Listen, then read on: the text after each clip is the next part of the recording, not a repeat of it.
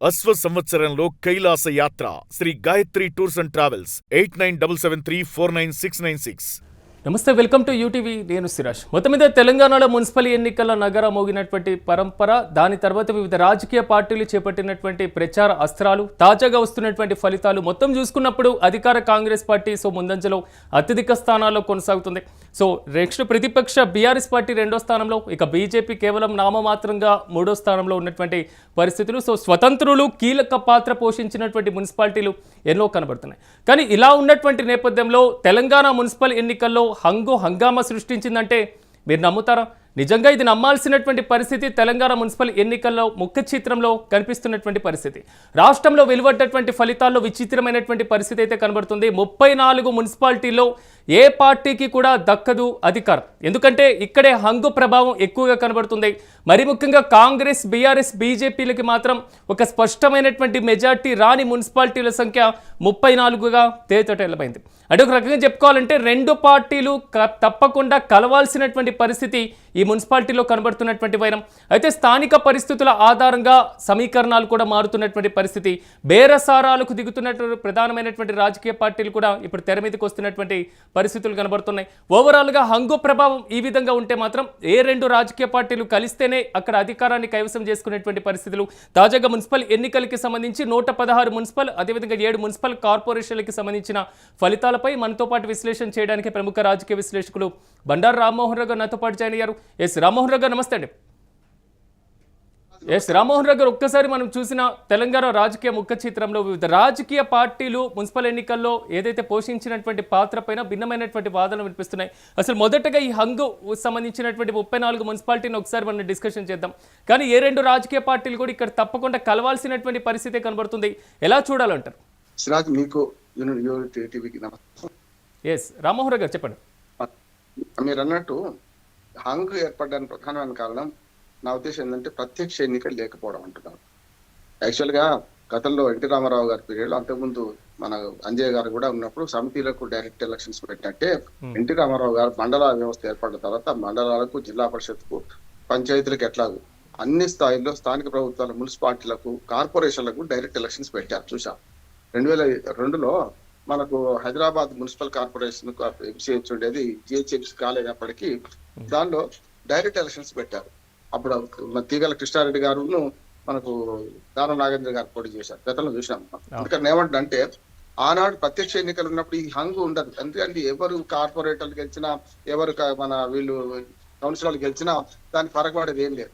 కనుక అప్పుడు ఏముండేది అంటే పూర్తి స్థాయిలో మనకు డైరెక్ట్ గా ఎలక్షన్స్ ఉండేది. కనుక మున్సిపల్ చైర్మన్లు కానీ, చైర్పర్సన్లు కానీ, లేకపోతే కార్పొరేషన్ మేయర్లు కానీ, మన మున్సిపల్ చైర్పర్సన్ ఎవరైనా కానీ మనకు డైరెక్ట్ ఎలక్షన్స్ ఉండడం వల్ల ఈ సమస్య రాకపోయింది. అసలు ఈ సమస్య తెచ్చింది దొడ్డిదారిన అధికారం కోసం. ఇవన్నీ కూడా అంటే ఎన్టీ రామారావు పోయిన తర్వాత మళ్ళీ కాంగ్రెస్ పార్టీ వచ్చినప్పటి నుంచి ఈ పరోక్ష ఎన్నికలు, ఆ తర్వాత తెలంగాణ, ఆంధ్రప్రదేశ్ విడిపోయినాక కూడా మళ్ళీ ఇప్పుడు ఇదే బీఆర్ఎస్ కూడా అక్కడ ఆంధ్రప్రదేశ్ లో, తెలంగాణలో కూడా అన్ని పార్టీలు కూడా ఈ పరోక్ష ఎన్నికలకి చేస్తున్నాయి. అందుకని పరోక్ష ఎన్నికలు ఇట్లా నష్టం చేస్తే అనేది మంచి ఉదాహరణ. హంగు రావడానికి కారణం ఏంటంటే ఇప్పుడు అనైతిక పొత్తులు. నేను పొద్దునే చెప్తున్నాను, మన మహారాష్ట్రలో జరిగింది, మన తెలంగాణలో జరుగుతుంది. ఇప్పుడు మహారాష్ట్రలో ఏం జరిగింది? బీజేపీ కాంగ్రెస్ కలిసి చూసినాం. కొన్ని చోట్ల అనైతిక పొత్తులు అంటే వాళ్ళు ఎన్డీఏ కూటమిలో ఉన్న పార్టీలు పక్కకు పోయి అన్ని కలిసి రాజకీయాన్ని కంపు చేసేసినాయి. ఇప్పుడు మన దగ్గర కూడా తెలంగాణలో కూడా జరిగేది అదే. లేకపోతే 34 మున్సిపాలిటీలు అంటే ఆల్మోస్ట్ ఆల్ మనకు 100కి 25% మున్సిపాలిటీలు ఇప్పుడు పూర్తి స్థాయిలో హంగు వచ్చినట్టే లెక్క కదా. అంటే 34 మున్సిపాలిటీ వచ్చినాయంటే దాదాపు 30% ఆల్మోస్ట్ ఆల్ హంగు వచ్చినట్టే. మొత్తం 116 ఎన్నికలు జరిగినాయి కనుక 34 పంచాయతీల్లో వచ్చినాయి అంటే మీరు చూడండి, 82 పంచాయతీల్లోనే క్లారిటీ వచ్చినట్టు లెక్క. మిగతా మన మున్సిపాలిటీలో మాత్రం క్లారిటీ వచ్చినట్టు లెక్క. మిగతా 34 మన మున్సిపాలిటీల్లో ఇట్లా ఉందంటే కారణం ఏమిటంటే అనైతికమైన రాజకీయాలు. ముఖ్యంగా పార్టీ గుర్తుతో వచ్చినా కూడా ఇండిపెండెంట్ కూడా, మీరు ఇంతకుముందు అన్నారు కదా సిరాజ్, ఇండిపెండెంట్ కూడా కొందరు గెలిచారు. చూస్తున్నాం అక్కడ 1-6 అనే పేరే కానీ మొత్తం చూసుకుంటే వందల సంఖ్యలో ఇండిపెండెంట్లు గెలిచారు. చూసినాం. అంటే దాదాపు ఒక 200 చిల్లర ఇండిపెండెంట్లు వచ్చినట్టున్నారు నాకు తెలిసి మొత్తం రాష్ట్రంలో చూసుకుంటే. ఏది మన కౌన్సిలర్లుగా చూసినాం. మన కార్పొరేటర్లు కూడా కొందరు ఇండిపెండెంట్లు గెలిచారు. కానీ రామ్మోహన్ గారు, ఇక్కడ స్వతంత్ర అభ్యర్థులే కీలకమైనటువంటి పాత్ర పోషిస్తున్నటువంటి పరిస్థితులు కనబడుతుంది అధికారాన్ని చేజెక్కించుకోవడానికి. మరి ముఖ్యంగా కొన్ని స్థానాల్లో అయితే స్వతంత్ర అభ్యర్థుల కోసం ప్రధానమైనటువంటి రాజకీయ పార్టీలు కూడా బేరసారాలకు దిగుతున్నటువంటి పరిస్థితులు కూడా వస్తున్నాయనేటువంటి వాదన బలంగా వినబడుతుంది. అదే కదా ఇప్పుడు నేనేమంటున్నానంటే బేరసారాల సంగతికి వస్తే ఇప్పటిదాకా ఓటర్లను ఈ కౌన్సిలర్లు కొన్నారు కదా, పార్టీలు కానీ కౌన్సిలర్ అభ్యర్థులు కానీ కార్పొరేటర్ అభ్యర్థులు పార్టీలు మన ప్రజలు కొన్నారు, ఓటర్లను కొన్నారు. ఇప్పుడు వీళ్ళు కూడా సిద్ధమైంది రెండో స్థాయి. ఇప్పుడు యాక్చువల్ గా అదేమో రిటైల్, ఇదేమో హోల్సేల్. యాక్చువల్ గా రిటైల్ గా కొన్నదేమో మనకు ప్రజల నుంచి ఓట్లు కొన్నారు. ఇప్పుడు హోల్సేల్ గా వీళ్ళు అమ్ముడు పోతారు అంటున్నారు. అమ్ముడు పోవడానికి మిగతా పార్టీ సభ్యులకు పెద్దగా అవకాశం లేదు. ఎందుకంటే మేము గత 20 రోజులు కానీ ఎన్నికల నిఘా తరఫున మొత్తం రాష్ట్రం తిరుగుతున్నాం. ఎన్నికల కమిషన్ కూడా విజ్ఞప్తి చేసినాం చాలా సార్లు కూడా. అమ్మా ఈ రకం ఇప్పుడు రాణి కుముదిని గారిని కూడా కలిసి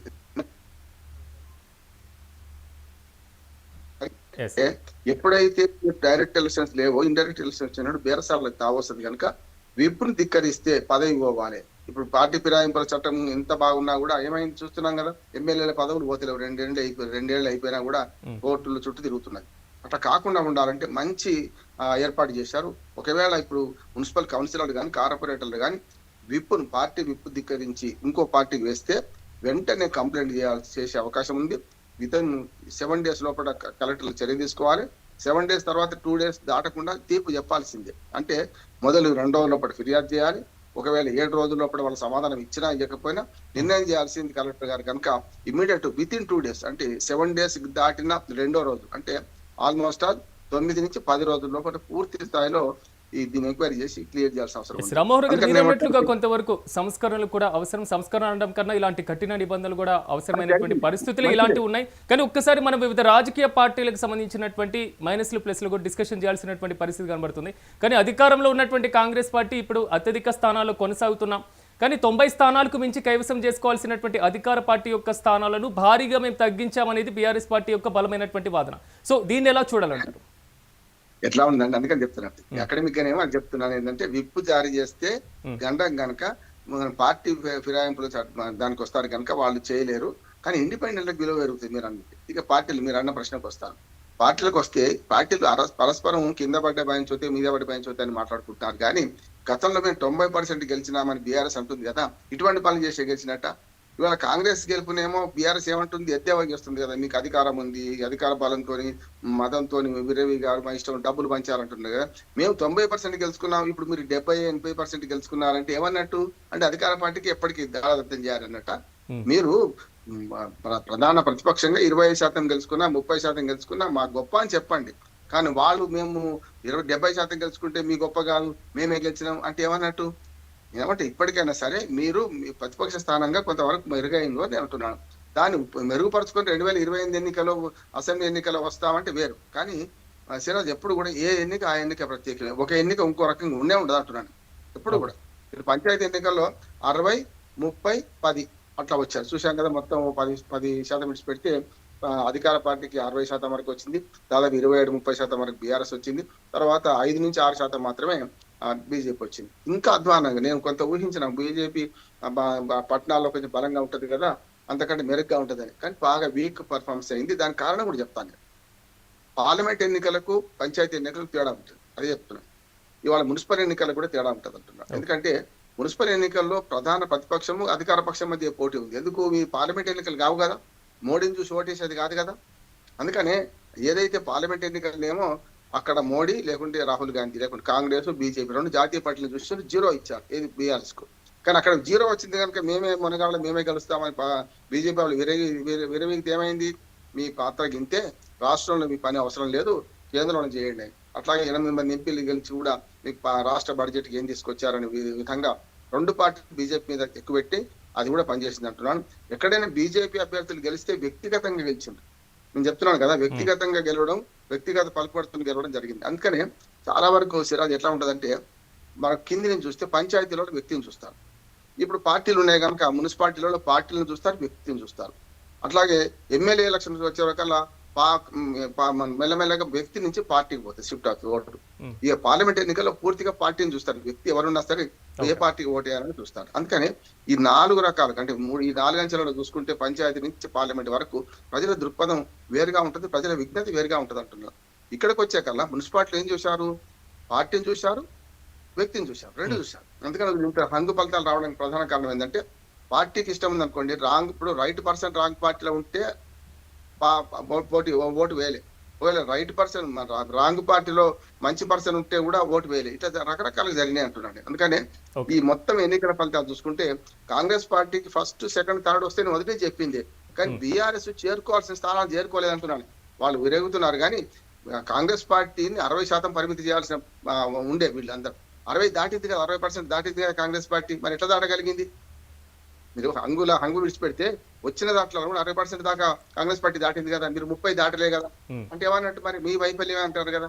అందుకని ఏమంటా అంటే కానీ ఇక్కడ కనబడుతున్నటువంటి మరో అంశం ఎస్ రామ్మోహన్ రావు గారు, మీరు అన్నట్లుగా బీఆర్ఎస్ వర్షన్ ఒకసారి తీసుకున్నప్పుడు నాకు 2 విధాలుగా కూడా ఆలోచనలు వస్తున్నాయి. బట్ దీని మీద క్లారిటీ కూడా మీ దగ్గర నుంచి కావాలి. ఒకటి, 2023 సాధారణ అసెంబ్లీ ఎన్నికల్లో అర్బన్ ఓటు బ్యాంక్ ఎక్కువగా బీఆర్ఎస్ పార్టీ కైవసం చేసుకున్నటువంటి పరిస్థితి కనబడుతుంది. దాని ప్రభావం ఈ ఎన్నికల మీద పడతాయి అనేది ఒక బలమైనటువంటి వాదన వినబడింది.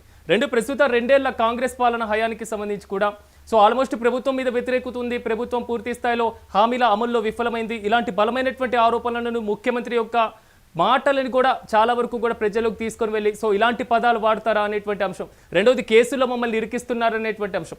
ఈ మొత్తం రాజకీయ ముఖ చిత్రం మీద మున్సిపల్ ఎన్నికల వేదికగానే సాగినటువంటి పోయినాం. కానీ బీఆర్ఎస్ ఆశించినటువంటి స్థాయిలో ఫలితాలు సాధించలేకపోవడానికి రీజన్స్ ఎలా చూడాలంటారు? ఖచ్చితంగా దీన్ని 3 కారణాలు. ఒకటేమో అధికారంలో ఏ పార్టీ ఉంటే ఆ పార్టీకి లిచ్చింగ్ ఉంటే, నేను మొదటి చెప్తున్నది ప్రతి రాష్ట్రంలో కూడా డబుల్ ఇంజన్ సర్కార్ని బీజేపీ ఎట్లా అంటుందో రాష్ట్రాల విషయానికి వస్తే రాష్ట్రాలలో కూడా ఏముంటదంటే రాష్ట్రంలో ఏ పార్టీ అధికారంలో ఉంటే ఆ పార్టీకి సంబంధించి గతంలో మరి మీరు 90% 80% గెలుచుకున్నారంటే అదే కదా. కేంద్రంలో రాష్ట్రంలో బీఆర్ఎస్ ఉంది కనుక మమ్మల్ని గెలిపియండి, అభివృద్ధి మేమే చేస్తామని ఇదే నినాదం. కాంగ్రెస్ పార్టీ వాళ్ళ నినాదం ఏదించింది అదే మీరు చెప్పారు కదా. కనుక అదొకటి.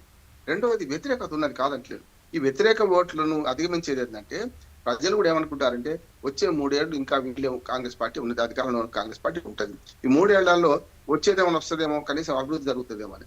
రెండోది, ప్రజల్లో కూడా ఏముంటది అంటే సరే ఒకటేమో బ్రాడ్గా ఆలోచిస్తే మన మున్సిపాలిటీ అభివృద్ధి అంత దూరం పోకుండా వ్యక్తిగతంగా కూడా ఏం చూస్తారంటే ఇందిరమ్మ ఇళ్ళు రాలేదు నాకు, ఇంకో 3 ఏళ్ళు ఉంది కదా, వీళ్ళే కదా, 3 ఏళ్ళ లోపు అయితే టీఆర్ఎస్ అయితే అధికారంలోకి రాదు కదా, అటువంటి అప్పుడు ఇచ్చేది వీళ్ళే కనుక వీళ్ళకి ఓటేద్దాం, ఇవాళ కాకపోతే రేపు ఇందిరమ్మ ఇల్లు వస్తుంది, లేకుంటే ఏదైనా పెన్షన్ వస్తుండొచ్చు అనే పెడతానంటే ఆశ, కొడతానంటే భయం అనేది ఒకటి తెలంగాణలో సామెత ఇచ్చిరాలి.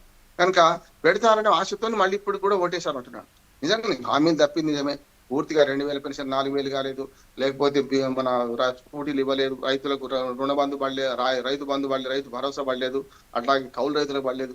దాదాపు 16 వైఫల్యాలు అంటే 2 పాజిటివ్ ఉన్నాయి. ఉచిత బస్సు, రుణమాఫీ, 200 యూనిట్ల విద్యుత్, ఇదే కదా మనకు అది తప్ప మిగతా ఏమున్నాయి చెప్పండి? షాదీ ముబారక్ కానీ కళ్యాణ లక్ష్మి కానీ ఏది పెంచలే కదా, కనీసం టైం కూడా ఇస్తలేరు కదా. ఇవన్నీ ఉన్నాయి. ఈ వైఫల్యాల నడుమ ప్రజలు ఏమనుకున్నారంటే 3 ఏళ్ళు వీళ్ళే అధికారులు ఉంటారు కనుక ఇవాళ కాకపోతే రేపు కాకపోతే ఎల్లుండి వస్తాయని ఆశపడ్డారు. దానివల్ల పాజిటివ్ ఓటు పడ్డది. నెగిటివ్ ఓటు ఉన్నది. నెగిటివ్ ఓటు లేకపోతే బీఆర్ఎస్ కు ఇన్ని ఓట్లు ఎందుకు వస్తాయి? నా అంచనా ఏంటంటే ఇప్పటికీ ఇంకా నేను అనాలిసిస్ పూర్తి చేయలేదు. మొత్తం ఓట్ల లెక్క రేపు పొద్దున కల్లా వస్తుండొచ్చు, రాత్రి వస్తుండొచ్చు, అప్పుడు తెలుస్తుంది మనకి. కానీ నా అంచనా ఏంటంటే అధికార ప్రతిపక్ష పార్టీ మధ్య ఇక బీజేపీని పక్కన పెట్టింది. బీజేపీ ఓట్లు వచ్చినా చాలా షేర్ తక్కువ ఓటు షేరు. ఈ అధికార ప్రతిపక్ష పార్టీ మధ్యన కేవలం 4 to 5% ఓటింగ్ షేర్ కంతా ఎక్కువ తేడా ఉండకపోతే నేను అనుకుంటున్నాను. గతంలో కూడా చూడండి మీరు 2023 ఎన్నికల్లో కేవలం 2% ఓట్ షేర్ తేడా ఓట్లలో చూసుకుంటే 2% ఓట్ల తేడాతో ఏమైంది? కాంగ్రెస్ పార్టీకి 64 సీట్లు వచ్చినాయి, బీఆర్ఎస్ కు 39 వచ్చినాయి. చూసింది కదా. అంటే ఎప్పుడు కూడా ఎఫ్పిటిపి పద్ధతిలో ఫస్ట్ పాస్ ద పోస్ట్ ఇప్పుడు విధానం, ఎన్నికల విధానం. దీనిలో ఏమైంది అంటే ఈ ఓట్లు చీలిపోతే తక్కువ ఓట్లు వచ్చినోడు కూడా ఎక్కువ సీట్లు గెలవచ్చు, ఎక్కువ ఓట్లు వచ్చినోడు తక్కువ సీట్లు గెలవచ్చు. అంటే ఉదాహరణకు కన్సాలిడేట్ అయిన ఓట్లు ఒకే చోట పడితేనేమో ఎక్కువ సీట్లు వస్తాయి. ఉదాహరణకు మీరు ఏముంది అనుకుందాం, 7 సీట్లు ఎందుకు గెలుచుకుంటుంది? ఆ 7 సీట్లలో కన్సాలిడేటివ్ ఓట్లు పడతాయి. అంతకంటే ఎక్కువ ఓట్లు పడ్డ పార్టీలు కూడా రాష్ట్రం అంతా ఒక సీటు కూడా సంపాదించుకోకపోవచ్చు. కనుక ఏమంటే అంటే కన్సాలిడేట్ అయ్యి ఒకే దగ్గర పడ్డ ఓట్లు సీట్లు ఎక్కువ తెస్తాయి. రాష్ట్రం అంతా వెదజల్లినట్టు పోతే స్కాటర్డ్ ఓట్లు అంటాం. వెదజల్లినట్టు పడితే అక్కడ ఓట్లు వస్తాయి కానీ సీట్లు రావు. ఇదే అంతే. నేను ఏమంటాను అంటే ఓట్ షేర్ పెద్దగా తేడా లేకపోయినా ఇద్దరి మధ్యన పోటీ దగ్గరగా ఉంటుంది, బరాబరి పోటీ ఉంటే, మనకు పిన్ టు పిన్ పోటీ ఉంటే మాత్రం అప్పుడు ఏమైంది అంటే ఖచ్చితంగా అది ఏదో ఒక పార్టీకి లాభం జరిగే అవకాశం ఉంటుంది. ఇప్పుడు కూడా చెప్తున్నాను, రాష్ట్రంలో మొదటి స్థానంలో కాంగ్రెస్ పార్టీ ఉంటుంది ఓట్ షేర్ లో, రెండో స్థానంలో ఇమ్మీడియట్ బీఆర్ఎస్ ఉంటుంది. మూడో స్థానం అంటే చాలా దూరంగా ఉంటుంది. అందుకని మీరు పార్లమెంట్ ఎన్నికలకు కానీ రామ్మోహన్ రావు గారు ఆ దూరం పెరగడానికి రీజన్స్ ఏమంటారు? ఎందుకంటే ఇప్పుడు ఆల్రెడీ ప్రతిపక్ష PRS తో పాటుగా అధికార కాంగ్రెస్ పార్టీకి సంబంధించి మొదటి 2 స్థానాలు కైవసం చేసుకోవడం జరిగింది. కానీ మూడో స్థానంలో బీజేపీ ఉంది అనడం కన్నా చాలా దూరంగా ఉంది అనేటువంటి పదాన్ని మీరు ప్రస్తావిస్తున్నారు. కానీ ఇక్కడ ఉన్నటువంటి అంశం సో నితిన్ నవీన్ పర్యటన సక్సెస్ కాలేదా, లేదా డబుల్ ఇంజన్ సర్కార్ రావాలనేది బీజేపీ నేతలు పదే చెప్తున్నటువంటి పద్ధతి ఇక్కడ ఫలించలేకపోతున్నటువంటి పరిస్థితులు కనబడుతున్నాయా, లేకపోతే వచ్చేటువంటి కేంద్ర నిధులు రాష్ట్రానికి భారీగా వస్తున్నాయనేటువంటి అంశాలు పదే రాష్ట్రానికి చెందిన కేంద్ర మంత్రులు ప్రస్తావిస్తున్నారు. సో అంశాలు ప్రజల్లోకి వెళ్ళలేదా? ఎక్కడ వ్యతిరేకత అంటారు, లేదా ప్రజలు దీన్ని అంగీకరించకపోవడానికి రీజన్ ఏంటంటారు? ఖచ్చితంగా మంచి ప్రశ్న. నేనేమంటా అంటే ఏ ఎన్నిక ఆ ఎన్నిక ప్రత్యేకం కదా, ఆ ఎజెండా కూడా ప్రత్యేకం అంటున్నారు. ఇప్పుడు మొన్నటి దాకా చూసి ఈ ప్రచారం ఎంత దుర్మార్గం చేసిండ్రు. అమెరికా అధ్యక్షుడు ట్రంప్ను మన మోడీ గారు మాట్లాడుకున్న విషయాలలో ఈకలు పీకలు. ఇక్కడ కౌన్సిలర్ అభ్యర్థికి ఏం పని చెప్పండి. ప్రజలు ఏమనుకున్నారంటే మీ లోలి మీకు బాబు మాకెందుకు అన్నారు కదా. అట్లాగే జాతీయ విషయాల పార్లమెంట్ లో అంతా ఇక్కడే ఉంది కదా. అట్లానే ఆఖరికి రాష్ట్రంలో కూడా మీరు ఎంతమంది అన్నారు కదా, జాతిపిత ఎవడు బూతిపిత ఎవడు అనే అది కూడా చర్చ జరిగింది. ప్రజలు ఏమనుకున్నారంటే మా సమస్యలు వేరయ్యా, మాకు మంచినీళ్లు, మరుగుదొడ్లు, రోడ్లు, పారిశుద్ధ్యము, మాకు వీధి లైట్లు, ఇవి కాదా మాకు కావాల్సింది. ఈ ఎజెండా ఎవరైనా మాట్లాడిందా సిరా? అందుకని ప్రజలు ఏం చేశారంటే మీ రాష్ట్ర జాతీయ ఎజెండా మాకు అవసరం లేదు, మాకు లోకల్ ఎజెండా కావాలన్నారు. కనుక ఏమంటారు, అధికారంలో ఉన్న పార్టీకి అవకాశం ఉంటుంది. వాళ్ళ కాంగ్రెస్ పార్టీ అధికారంలో ఉంది, ఏం చేయాలన్నా వాళ్ళ నిధులు వాళ్ళు ఇవ్వాల్స్తారు. మీరు అన్న నితిన్ నబీన్ ఇవాళ నాన్ లోకల్స్ వచ్చి ఎక్కడి నుంచో వచ్చిన ప్రచారం చేస్తే ఏ మాత్రం ప్రభావం ఉండదు. బీజేపీ ఒక ప్రయోగం చేసింది అన్ని రకాలుగా. ఇంకోటి ఏంటంటే బీజేపీకి ఇజ్జత్ కా సవాల్. 8 మంది ఎంపీలు ఉన్నారు, ఆ ఎంపీ స్థానాల్లో కూడా గెలవలేకపోయింది. చూసాం కదా. ఇప్పుడు కార్పొరేషన్ల వివరాలు చూడాలి. మన కరీంనగర్ కూడా హంగా అంటున్నారు. కార్పొరేషన్ వివరాలు కూడా మనం వచ్చిన తర్వాత మాట్లాడదాం. నేనేమంటున్నానంటే 8 మంది బీజేపీ ఎంపీలు పర్ఫార్మెన్స్ సరిగ్గా లేదు అని అర్థమవుతుంది. వాళ్ళు నోరు మూసుకొని ఊరుకున్నారు. కేంద్ర బడ్జెట్ లో రూపాయి రాకుండా. మీరు అన్నట్టు లక్షల కోట్ల రూపాయలు ఏంటి అన్నట్టేవి హక్కుగా రావాల్సిన డబ్బులు, పన్నుల వాటా ఇట్లానే వస్తుంది. అందుకని తెలంగాణ ఉద్యమంలో ఒక స్లోగన్ ఉండేది, మాకు అభివృద్ధి పౌర హక్కు, తెలంగాణ జన్మ హక్కు. ఇది మనకు ఒక స్లోగన్ తెలంగాణలో. కనుక అభివృద్ధి పౌర హక్కు మీరు కేంద్రంలో ఉన్నారు, మా వాటా మాకు ఇస్తున్నారు. కొత్తగా మీకు ఇచ్చింది ఏంటి? ఒక్కదానికన్నా జాతీయ హోదా ఇచ్చారా, బయటకి ఇచ్చారా? ఒక్క మెట్రో రూపాయి ఇచ్చారా? రీజనల్ రింగ్ రోడ్ ఇంకా ఎక్కడిదక్కడ ఎకడమిషన్ కొంకలు అక్కడే ఉంది కదా. వాళ్ళు ఇచ్చిన విభజన హామీలు అక్కడే ఉన్నాయి కదా. అందుకని బీజేపీకి ఆ రకం కూడా స్టేక్స్ లేవంటున్నాను. అందుకని ఏమంటున్నాను అంటే బీజేపీ BRS కు అంత దూరం ఓటు షేర్ ఎంత దూరం ఉందంటే మన 8 మంది ఎంపీలు మాకు ఏం చేస్తలేరని తెలంగాణ ప్రజల ఆవేదన కలిసి వచ్చింది. అందుకని ఎవరిని ఎక్కడ ఉంచారు అక్కడ ఉంచారు. ఇంకోటి ఏంటంటే ఎవరి మధ్య పోటీ ఉంది చూస్తారు సిరాజ్. ఎప్పుడు కూడా ముగ్గురు నిలబడ్డప్పుడు మూడో పార్టీ పెద్దగా మనగలగదు. అందుకనే ఎప్పుడైతే మూడో పార్టీ స్పాయిలర్ గా పార్టీ పనిచేస్తుందో అప్పుడు ఎవరికో నష్టం చేస్తుంది. ఒక ఉదాహరణ చెప్తాను నేను. 2023 అసెంబ్లీ ఎన్నికలు తెలంగాణ చూడండి. అప్పుడు తెలంగాణలో శత్రువును అంటే మన ఏమంటారు దాన్ని శత్రుశేషం రుణశేషం ఉంచుకోవద్దని కేసీఆర్ గారు చాలా దుర్మార్గంగా కాంగ్రెస్ ను ఓసార్దించిండు, బీజేపీని ఓసార్దించిండు. వీరి మీద వాడి మీద వీళ్ళు ఆ 2 పార్టీలతో ఆడుకున్నారు. దాంతో ఏమైంది, ప్రజలు ఏమనుకున్నారంటే ఈ మన ప్రభుత్వ వ్యతిరేక ఓటు అహంకారం అవినీతితో ఓడిపోయింది బీఆర్ఎస్. ఇంకోటి అంతకని ఏంటి, మొదటిసారి చేసినట్టు కొంత బాగుంది కానీ రెండోసారికి వచ్చేవాడికి అవినీతి బాగా పెరిగింది, అహంకారం కూడా బాగా పెరిగింది. ఇప్పుడు కూడా తెలంగాణ ప్రజలు అవినీతిని సహిస్తారు కానీ అహంకారాన్ని సహించారు. అయితే ఆల్టర్నేట్ ఏం కనపడాలి? బీజేపీ కాంగ్రెస్ ఉన్నాయి. వాళ్ళు ఏం చేశారంటే బీఆర్ఎస్ ఎదుర్కోవడానికి కాంగ్రెస్ పార్టీ సరి అయిందని చెప్పి ఆనాడు బీజేపీని కొంచెం తక్కువ చేసి బీఆర్ఎస్ వర్సెస్ కాంగ్రెస్ చూశారు అన్నాడు. ఏది అధికార పార్టీ బీఆర్ఎస్ ఉంటుంది. రెండోసారికి వచ్చే వరకు ఏమైంది, బీఆర్ఎస్ కు దేశంలో ఏం పని? దేశంలో 2 పార్టీలు ప్రధాన పోటీ పడుతున్నాయి, కాంగ్రెస్ బీజేపీ. వాళ్ళిద్దరి మధ్యన పోటీ అనుకున్నారు కనుక బీఆర్ఎస్ ఒక్క సీటు కూడా రాలే. అంటే చూడండి ఎంత విఘ్నుల ప్రజలు. ఒక ఎన్నికకు ఇంకో ఎన్నిక 6 నెలలు 7 నెలల లోపల వచ్చిన ఎన్నికలు ఎంత బాగా విజ్ఞతతో ఓటేసిన చూడండి. అంటే ఎట్లాగో రాష్ట్రంలో అధికారం లేదు బీఆర్ఎస్. కొన్ని కేంద్రంలో అధికారం వస్తుందంటే రాదు. 2 కూటమిలో ఏ కూటమిలో లేదు, అది కూడా చెప్తున్నాను. నష్టం ఏమైందంటే ఏదైనా ఒక కూటమిలో ఉంటే ఓట్లు పడేవి. అందుకే 2003లో వచ్చి 2023-24 షిఫ్ట్ ఎట్లా అయింది, జాతీయ పార్టీలకు ఓటేశారు. అదే పంచాయతీ ఎన్నికలకు వచ్చేవరకల్లా మనకు జూబ్లీ హిల్స్ అంతకుముందు కంటోన్మెంట్ ఉప ఎన్నికలకు వచ్చేవరకల్లా అనవసరంగా ఎందుకు వీళ్ళు కేసు వేస్ట్ కదా అనుకోని సానుభూతి కూడా పనిచేయలేదు 2 చోట్ల. ఏది కంటోన్మెంట్ లో కానీ అభ్యర్థులు బీఆర్ఎస్ వాళ్ళే చనిపోయారు, అది జూబ్లీ హిల్స్ కానీ ఎందుకు పనిచేయలేదు అంటే కాంగ్రెస్ పార్టీ అధికారంలో ఉంది, దానికి ఊతమిద్దామని ఇచ్చేశారు. మొదట్లో అట్టే ఉండేది. ఉప ఎన్నికలు కూడా ఎప్పుడు కూడా ఫెచ్చింగ్ అధికార పార్టీకి ఉంటుంది. ఇక రామ్మోహన్ రావు గారు, ఒకవేళ మీరు అనుకున్నట్లుగా సో రాష్ట్ర ప్రభుత్వం అధికారంలో ఉంది కాబట్టి సో ఉప ఎన్నికల్లోనూ మరి ముఖ్యంగా గ్రామీణ ప్రాంతాల్లో జరిగే స్థానిక సంస్థలకు సంబంధించినటువంటి ఎన్నికల్లోనూ అభివృద్ధి మంత్రంగా కాంగ్రెస్ పార్టీకి పట్టం కట్టారు అనుకున్నాం. మున్సిపల్ ఎన్నికల్లో అదే ప్రభావం ఉందనుకున్నా, వచ్చేటువంటి సాధారణ ఎన్నికల మీద సో ఈ మొత్తం ఎన్నికల ప్రభావం ఉంటుందంటారా, లేదా ఆ ఎన్నికలు కూడా ప్రత్యేకంగా చూడాలంటారా? ఉండదు. ఢిల్లీ బహు దూర్ హై. నేనేమంటున్నా, నీకు 3 ఏళ్ళు ఉంది ఎన్నికలు కదా. ఓకే. ఇప్పుడు ఏం చేస్తామంటే, ఇప్పుడు రేపు ఎంపీటీసీ జెడ్పీటీసీ ఎన్నికలు ఉన్నాయి సిరాజ్. దానిలో కూడా కాంగ్రెస్ పార్టీకి ఫ్లెక్సింగ్ ఉంటుంది. ఎందుకంటే 2 రకాలు. ఒకటి అధికార బలము, యంత్రాంగం వాళ్ళు ఎంబడి ఉంటుంది, అట్లాగే ఏది పడితే చేయగలుగుతారు, మాట్లాడగలుగుతారు. దాంతో ఎప్పుడు కూడా స్థానిక ప్రభుత్వాలు ఏవైనా సరే, అది పంచాయతీ నుంచి జిల్లా పరిషత్ వరకు, లేకుంటే మున్సిపాలిటీ నుంచి కార్పొరేషన్ వరకు ఖచ్చితంగా మన అధికార పార్టీకి ఉంటుంది. రేపు వచ్చే ఎన్నికలు ఉన్నాయి. మొదటి చెప్తున్నాను కదా, 60% పైగా కాంగ్రెస్ గెలుచుకుంటుందన్న, 30% లోపే, 25-30% లోపే బీఆర్ఎస్ అన్నాను. 5% దాటకపోవచ్చు. ఈసారి కొంచెం మున్సిపాలిటీ కొంచెం ఎక్కువ ఆశపడ్డా, అంటే ఉంటదేమో 7-8% వరకు, 10% వరకు బీజేపీ పోద్ది అనుకున్నాను. కానీ వాళ్ళ అడియాశలు కావడానికి ప్రధాన కారణం ఏంటంటే, పోటీ కాంగ్రెస్ పార్టీ అధికార పార్టీ, ప్రతిపక్ష పార్టీ మధ్య చూసిండ్రు. కనుక మీ పని ఇక్కడ లేదు, మీరు పార్లమెంట్ చూసుకోండి అని చెప్పి బీజేపీని పక్కన పెట్టినట్టు లెక్క. కనుక రెండు, ఒక కేంద్ర రాష్ట్రంలో ఉన్న అధికార పార్టీ, రాష్ట్రంలో ఉన్న ప్రతిపక్ష పార్టీ, వీటి మధ్య చూసిండ్రు. ఇది రేపొద్దున మున్సిపల్ మన ఇది అసెంబ్లీ ఎన్నికల వరకు ఇది ఉండకపోవచ్చు. అసెంబ్లీ ఎన్నికల వరకు చాలా మారొచ్చు, ఏమైనా కావచ్చు అంటున్నాను కదా. ఈ మనుషులు ఇప్పుడు ఉండకపోవచ్చు. నేను అందరూ బతకాలని కోరుకుంటున్నాను.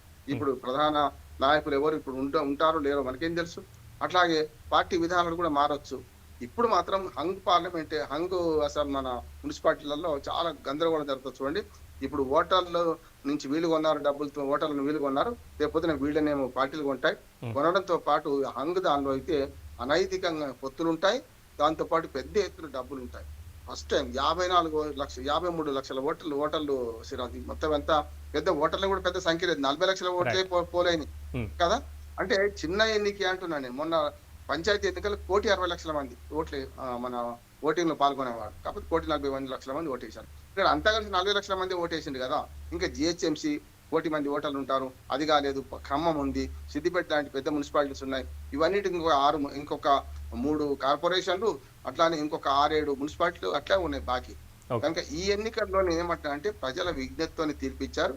మొదటి నుంచి మనం అనుకున్నప్పుడు 1, 2, 3లో ఉన్నారు, కానీ 3లో ఉన్న బీజేపీ పూర్తిగా అనాగారిపోయింది అంటున్నారు. ఓకే, ఖచ్చితంగా రామ్మోహన్ రావు గారు చూడాలి, ఎందుకంటే ఇంకా పూర్తి స్థాయిలో ఫలితాలు రాబోతున్నాయి కాబట్టి. సో హంగ్లో ఏ పార్టీ కైవసం చేసుకుంటుందో. సో మాతో పాటు పార్టిసిపేట్ చేసినందుకు మీకు కూడా ప్రత్యేకమైనటువంటి కృతజ్ఞతలు. ఓవరాల్గా మాత్రం రాష్ట్రంలో మున్సిపల్ ఎన్నికల ఫలితాలు వరుసగా వస్తున్నటువంటి నేపథ్యంలో అధికార కాంగ్రెస్ పార్టీ ముందు వరుసలో వెళ్తున్నటువంటి పరిస్థితి కనబడుతుంది. కానీ 34 స్థానాలకు మాత్రం హంగు ఏర్పడినటువంటి సిచ్యువేషన్.